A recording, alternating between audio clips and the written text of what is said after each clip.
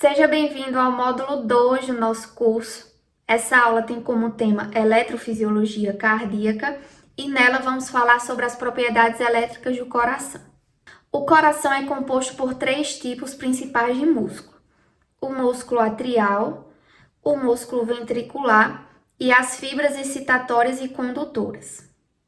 O músculo atrial e ventricular se contraem da mesma forma que a musculatura estriada esquelética, só que com uma duração muito maior.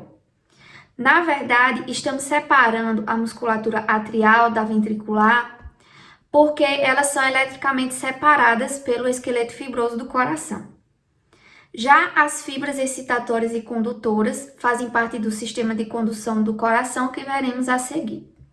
Para o coração contrair, um estímulo inicial de um dos componentes do sistema de condução do coração é necessário. Esse estímulo se propaga pelas fibras condutoras do sistema de condução do coração e pelos cardiomiócitos atriais e ventriculares. Esse estímulo inicial vem de um potencial de ação que excita, despolarizando os demais componentes que também sofrem potenciais de ação. Aí a contração de fato ocorre, o evento mecânico. Nessa aula vamos ver as propriedades elétricas e nas próximas como ocorre a contração.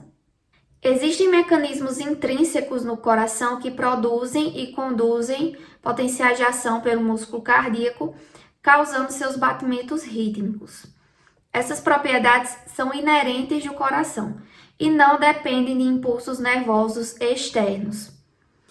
Isso é possível graças a um tecido muscular modificado, especializado na produção e condução desses potenciais, que juntos formam o sistema de condução do coração. O primeiro desses componentes é o nó sinoatrial, que está localizado na junção entre a veia cava superior e o átrio direito. Ele é o local de gênese da atividade elétrica espontânea do coração, por isso também é considerado como marca-passo deste órgão.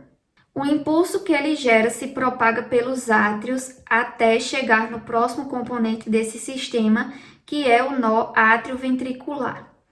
Essa propagação pode ser pelos próprios cardiomiócitos atriais, como pelas vias internodais, que nessa imagem não foi representada, mas eu vou colocar uma imagem aqui agora, mostrando quais são as vias internodais.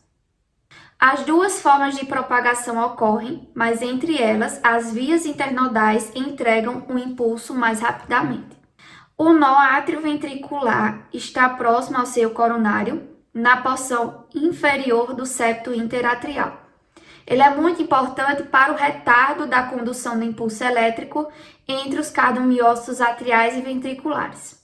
Partindo do nó átrio-ventricular, temos o fascículo átrio-ventricular, que também é conhecido como feixe de His, que segue pela musculatura dos ventrículos através de seus ramos direito e esquerdo até o ápice do coração, onde entrega o impulso para as fibras de Purkinje, ou ramos subendocárdicos, e estas propagam para o restante dos ventrículos. Destes componentes, o nó sinoatrial, o nó átrio-ventricular e as fibras de Purkinje não necessitam de um estímulo externo para iniciar um potencial de ação. Mas destes três, é o nó sinoatrial que apresenta uma maior frequência de disparo desses potenciais de ação espontâneos. O estímulo do nó sinoatrial alcança o nó átrio-ventricular e as fibras de Purkinje antes mesmo que elas atinjam o limiar para desencadear seu próprio potencial de ação espontâneo. É por isso que o nó sinoatrial comanda a frequência de batimentos cardíacos. Então, resumindo, fisiologicamente e em condições normais, apenas o automatismo do nó sinoatrial se manifesta. Mas em condições patológicas, outros componentes assumem a função de marca-passo, sendo estes componentes na sequência de prioridade. Nós temos o nó átrio-ventricular, o feixe de His e os ramos direito e esquerdo. O sistema de condução é organizado de tal modo que o impulso cardíaco não se propague dos átrios para os ventrículos muito rapidamente. O retardo feito pelo nó atrioventricular permite que os átrios se contraiam e esvaziem seu conteúdo nos ventrículos antes que comece a contração ventricular. O esqueleto fibroso do coração também vai contribuir para isso, porque isola eletricamente átrios de ventrículos. Essa imagem mostra quanto tempo leva para cada parte do coração receber o estímulo do nó sinoatrial. São as propriedades celulares desse sistema de condução que causam esse atraso. Suas fibras têm poucas junções comunicantes, o que causa grande resistência para a passagem de íons que excitem as células condutoras vizinhas. A exceção vai ser as fibras de Purkinje, que são muito rápidas, pois a permeabilidade é muito alta de suas junções comunicantes, e isso permite que os íons sejam mais facilmente transmitidos de uma célula a outra. E quanto à contração em si, o sistema de condução praticamente não contribui em nada, pois essas células contêm muitas poucas miofibrilas, que são as unidades de contração. Diferentes células cardíacas desempenham diferentes funções, mas todas são eletricamente ativas. As células do sistema de condução do coração têm como função excitar as células dos átrios e ventrículos e gerar potenciais de ação que se propagam célula a célula através das junções comunicantes dos discos intercalares. Esses potenciais iniciam a contração e determinam a frequência cardíaca. Então, aqui eu trouxe um resumo de algumas das características de cada um desses potenciais de ação. Os de resposta rápida são das células contráteis, que são as células capazes de realizar a contração muscular. Corresponde a 99% das células do coração e são elas os cardiomiócitos atriais e ventriculares, o feixe de His e as fibras de Purkinje. Apesar desses dois componentes fazerem parte do sistema de condução do coração, eles apresentam potenciais de ação de resposta rápida, assim como os cardiomiócitos. Os potenciais de ação de resposta lenta são das células autoexcitáveis, correspondem a 1% das células presentes no coração, e são os componentes responsáveis por esse tipo de potencial, o nó sinoatrial e o nó atrioventricular, que faz parte do sistema de condução do coração. Então, vai funcionar da seguinte maneira. O nó sinoatrial, que vai ser o marca-passo dentre esses dois, vai gerar um potencial de ação de resposta lenta, e esse potencial se propaga para todo o coração, o que vai excitar essas células e elas vão gerar os seus próprios potenciais de ação, que vão ser de resposta rápida. E esses potenciais aqui é que vão finalizar com a contração do músculo cardíaco, que faz parte de um evento mecânico do ciclo cardíaco. Esses potenciais apresentam uma aparência distinta, como podemos ver na imagem. Aqui a gente tem cada um dos componentes do sistema de condução do coração representados por uma cor diferente, e ao lado a gente tem o desenho do potencial de ação deles. Perceba que os potenciais de ação do nó sinoatrial e atrioventricular têm uma configuração e todos os outros potenciais têm uma configuração diferente, sendo estes o de resposta lenta e os demais, que faz parte da grande maioria, como podemos ver, os de resposta rápida. No final, a gente tem aqui uma correlação temporal desses potenciais com as ondas e intervalos do eletrocardiograma, que a gente vai falar um pouco sobre ele no final dessa aula. As várias fases dos potenciais de ação no coração, que logo vamos conhecer, estão associadas a alterações na permeabilidade da membrana celular. O desequilíbrio elétrico que existe entre o líquido extracelular e o líquido intracelular das células vai ser chamado de potencial de membrana ou potencial de membrana em repouso. Ele vai resultar da distribuição desigual da carga elétrica entre esses dois espaços, como a gente vê aqui na imagem. O líquido extracelular vai possuir um excesso de cátions e o líquido intracelular um excesso de ânions. Essa distribuição elétrica desigual ocorre por causa das diferenças nas concentrações de diferentes íons dentro e fora da célula. A abertura e fechamento de canais iônicos para cada íon vai alterar o potencial de membrana. E isso aqui é o que vai gerar os potenciais de ação, o influxo ou efluxo de diversos íons. Nós temos aqui no gráfico demonstrando a quantidade de 3 íons presentes dentro e fora da célula. Dentro da célula, a gente tem um domínio do potássio e fora da célula, de sódio e cloreto. Existem 4 tipos principais de correntes de membrana dependentes de voltagem no coração e que estarão presentes nos potenciais de ação que vamos ver na sequência da aula. Eu achei interessante trazer esses tipos de correntes aqui, porque já é uma introdução ao potencial de ação e vai ficar mais fácil a gente entender ele. Então, aqui eu trouxe um pouquinho, um resuminho de cada um, começando com a corrente de sódio, que vai ser responsável pela despolarização rápida nos cardiomiócitos atriais, ventriculares e fibras de Purkinje. Essas correntes de sódio são canais de sódio que se abrem pela despolarização inicial que vem lá dos potenciais de ação de resposta lenta e vai fazer com que haja o influxo de sódio para o interior da célula e isso vai aumentar o potencial de membrana. Ele vai sair de um potencial mais negativo para um potencial positivo de aproximadamente 20 milivolts. E esse tipo de corrente vai estar presente apenas no potencial de ação de resposta rápida. O segundo tipo de corrente é a corrente de cálcio, que é responsável pela despolarização nos nós e provoca a contração em todos os cardiomiócitos. Essa corrente de cálcio ocorre pelo influxo de cálcio a partir de 2 canais diferentes. A gente tem os canais de cálcio do tipo lento, que é o canal de cálcio do tipo L, e os canais de cálcio do tipo transiente, que são os canais de cálcio do tipo T. Embora eu não coloquei aqui, esses canais de cálcio também estão presentes nos potenciais de ação de resposta rápida. Porém, não necessariamente despolariza os cardiomiócitos, mas vai manter o platô, que é uma estrutura que tem lá no potencial de ação de resposta rápida.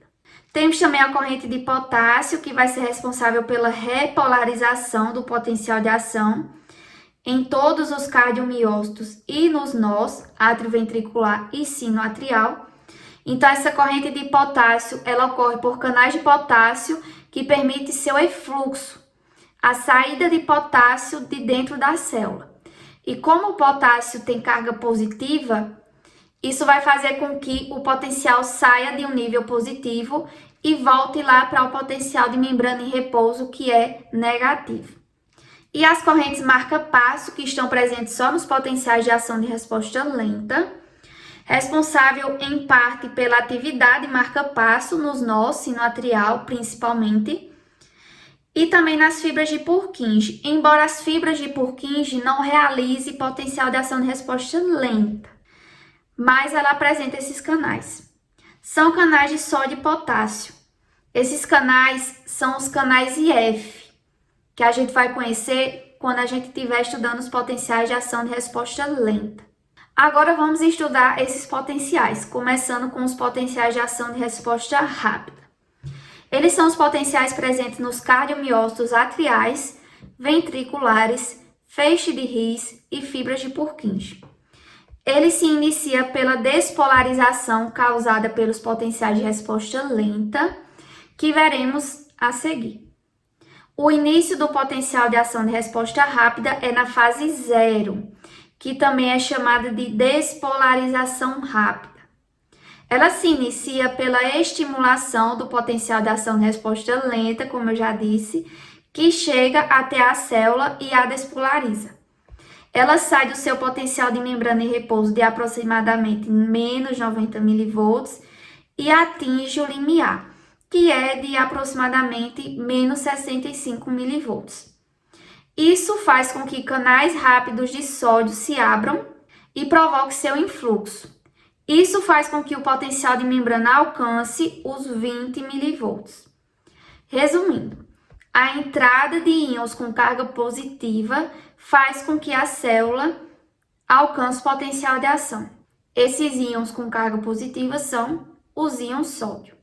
Na sequência, temos a fase 1, que é a fase de repolarização inicial, onde, após alcançar o potencial de ação pelo influxo de sódio, os canais de sódio são inativados e os canais de potássio são ativados.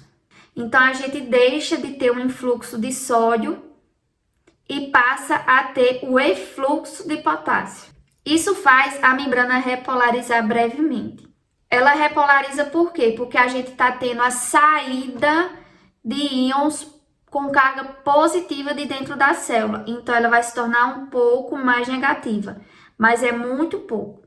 Aí a gente chega na fase 2, que é a fase do platô, que após essa breve repolarização pelo efluxo do potássio, canais de cálcio do tipo L, que são os canais lentos, que começaram a se abrir durante a fase 0 e 1, já estão abertos aqui na fase 2, e aí a gente vai ter um influxo de cálcio. Ao mesmo tempo, ocorre o efluxo de potássio. Então, a gente tem carga positiva entrando, carga positiva saindo. Isso vai manter o potencial de membrana nesse nível aqui. Vai atrasar a repolarização. E esse momento é o platô.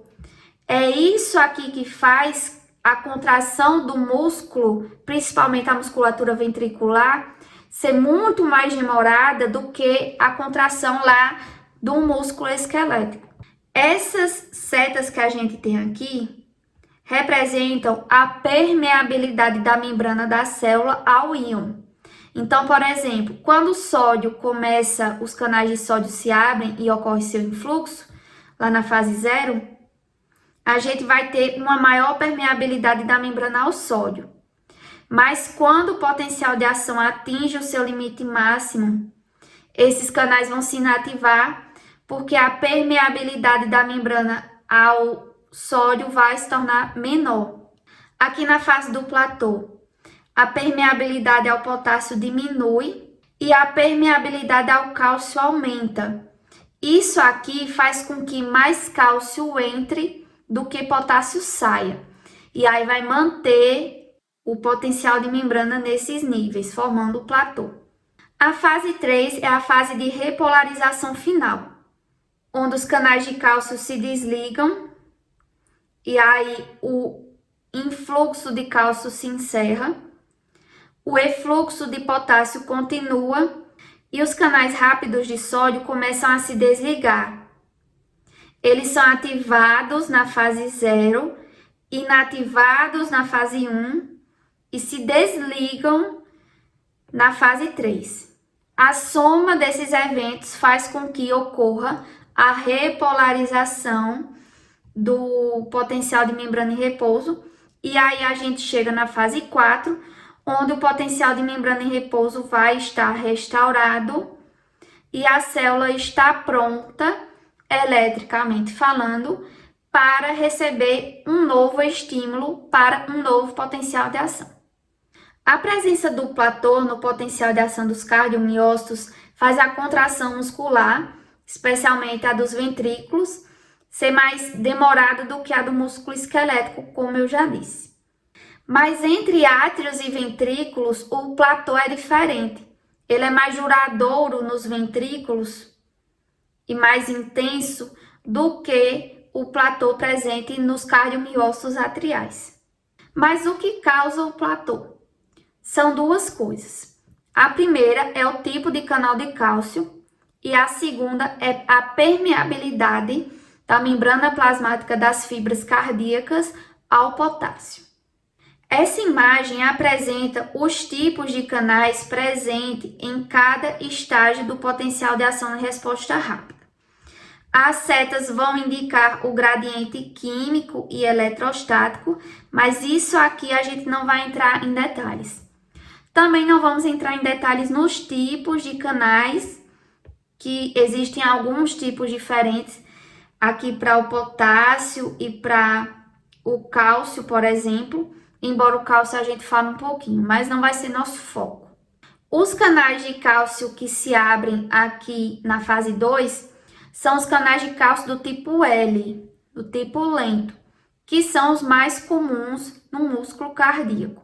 Ele recebe esse nome lento porque eles são lentos, de fato. Eles demoram a se abrir, como a gente viu, mas também demora para fechar.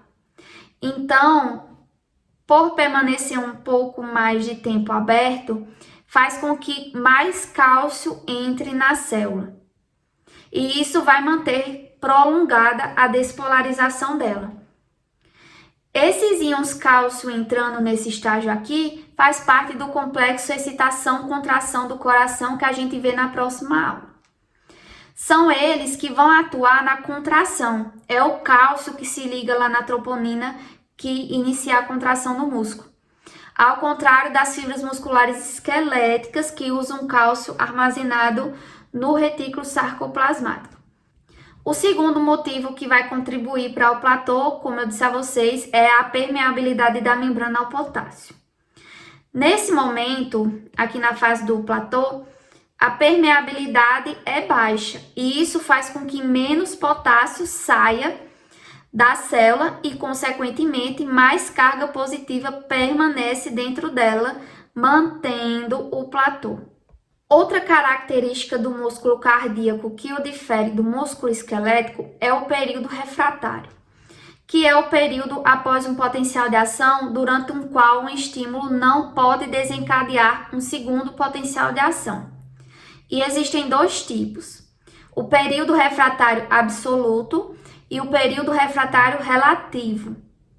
Durante o período refratário absoluto, não ocorre um novo potencial de ação. Agora, no período refratário relativo, pode ocorrer uma nova contração se o estímulo for maior. O período refratário relativo, ele está aqui no finalzinho da fase 3 do potencial de ação de resposta rápida.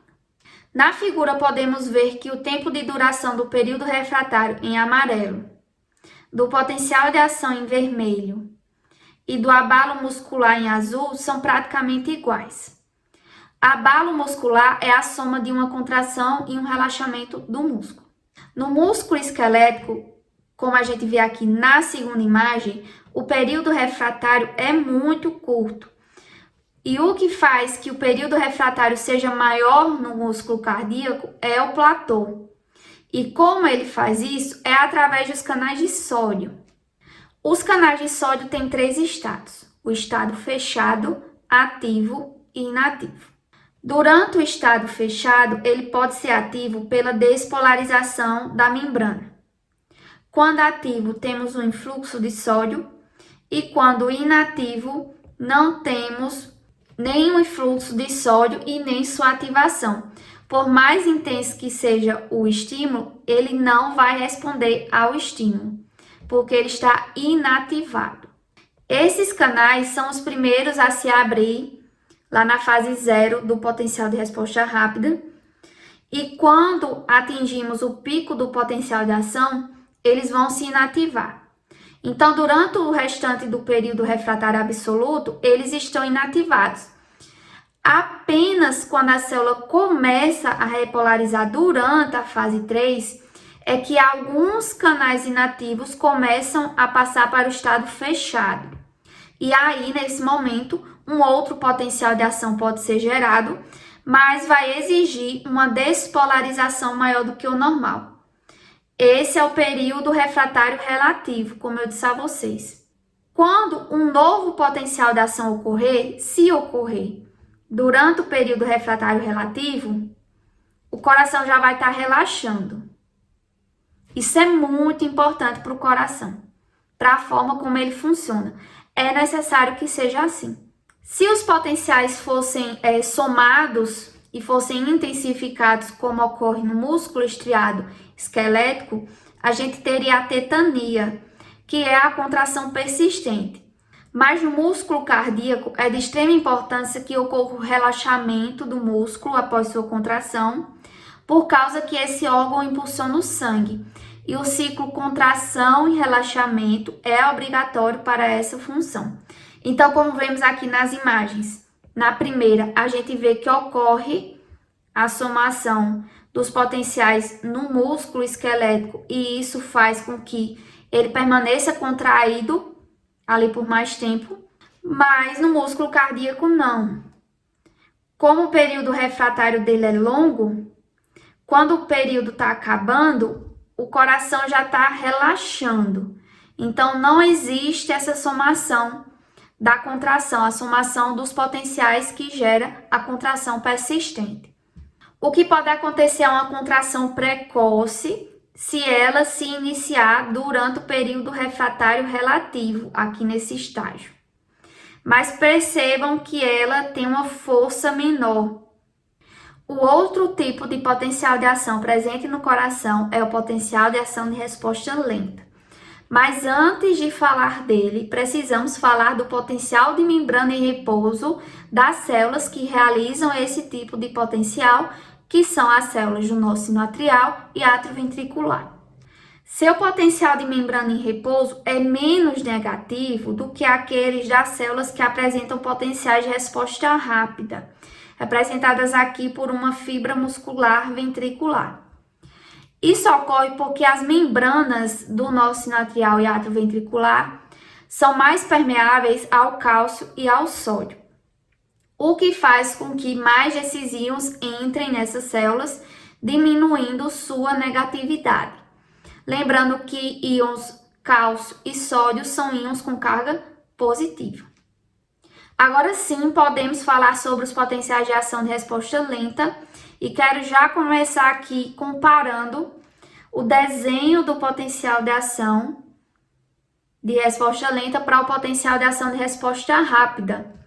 Ele é diferente, como vocês podem ver, porque esse potencial não tem nem a fase 1, nem a fase 2 do potencial de resposta rápida. A gente começa esse potencial pela fase 4, que é a fase de despolarização diastólica lenta, que vai ser iniciada pela repolarização do potencial anterior. Isso porque a repolarização ativa os canais de sódio e potássio, que são os canais IF, e são canais dependentes de voltagem, obviamente. O F dos canais IF vem de Fanny, porque ao contrário dos outros canais, ele se ativa pela repolarização. E aí os cientistas que estavam estudando esses canais acharam isso engraçado e nomearam esses canais dessa forma. Então, após a entrada de sódio, pela abertura desses canais IF, a célula despolariza brevemente, mas esses canais logo se fecham. Só que essa despolarização ativou outro canal, que é o canal de cálcio do tipo T. E aí a gente vai ter um influxo de cálcio que faz com que a célula chegue a seu limiar, que é de menos 40 milivolts. E aí, quando isso ocorre, a gente entra na fase 0, que é a fase de despolarização ascendente. Vai haver o estímulo para a abertura dos canais de cálcio agora do tipo L. E aí esses canais se abrem e a célula alcança o potencial de 20 milivolts. Com isso, a gente entra na fase 3 de repolarização, onde os canais de cálcio do tipo L se fecham, os canais de potássio se abrem e aí o potássio sai da célula, repolarizando o potencial de membrana dessa célula e fazendo com que ela fique apta para um novo potencial. Quando o potencial chega aqui na voltagem de menos 60 milivolts, os canais IF são excitados e se abrem novamente, iniciando um novo potencial de ação. É esse potencial de ação que se propaga para as células condutoras do sistema de condução do coração, para enviar o estímulo para todos os cardiomiócitos, que também sofrem despolarização e posterior potencial de ação. Quando o impulso passa através do coração, uma corrente elétrica também se propaga do coração para os tecidos que o circundam, alcançando a superfície do nosso corpo. Esses potenciais elétricos podem ser registrados se eletrodos forem colocados em lados opostos do coração, em regiões específicas do nosso corpo. E esse é o eletrocardiograma.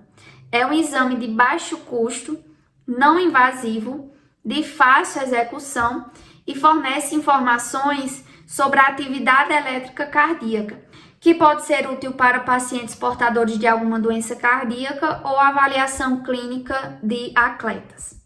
O equipamento usado para realizar esse exame é o eletrocardiógrafo e sobre ele vamos falar do seu traçado, que apresenta ondas, segmentos e intervalos. As ondas sobem e descem a partir da linha de base. Os segmentos delimitam o espaço entre duas ondas e a gente tem também intervalos. A primeira onda é a onda P, que corresponde à despolarização atrial. A segunda onda, na verdade, é um complexo de ondas, que é o complexo QRS, que representa a despolarização ventricular. E a onda T representa a repolarização ventricular. Ficou faltando a repolarização atrial. Só que o complexo QRS mascara a onda da repolarização atrial, então ela não é representada no eletrocardiograma. A gente vai voltar a ver esse eletrocardiograma, o seu traçado, durante a aula de ciclo cardíaco.